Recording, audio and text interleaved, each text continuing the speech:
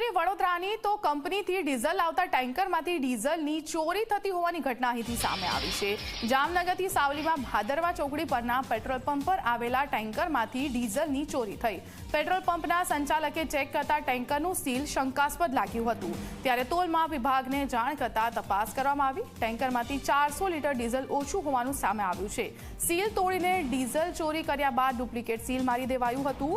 તોલમાપ વિભાગે કાયદેસરની કાર્યવાહી શરૂ કરી છે।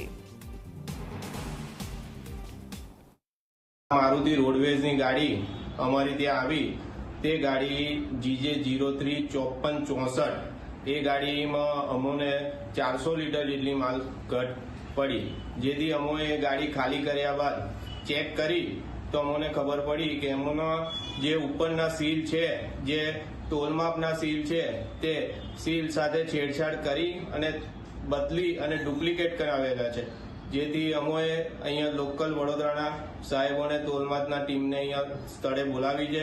એ લોકો અત્યારે આ સ્થળ પર આની ચકાસણી કરી રહ્યા છે। સીલ તદ્દન ખોટા અને તદ્દન ગવર્મેન્ટના છાપ જે આવે પંચિંગ તે ટોટલ મારેલી નથી, જેથી ડુપ્લિકેટ છે તેમ ક્લિયર સાબિત થાય છે।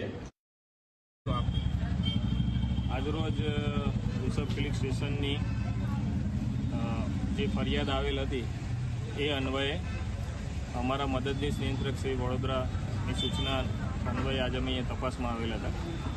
આ ફરિયાદ અન્વયે સ્થળ તપાસ કરતાં એવું માલુમ પડેલ છે કે જે સરકારશ્રીના નિયમો અનુસાર સીલ ઉપર આગળ પાછળ જે છાપ હોવી જોઈએ એમાં નિરીક્ષક શ્રી જે નંબરવાળી છાપ છે એ જણાઈ આવતી નથી।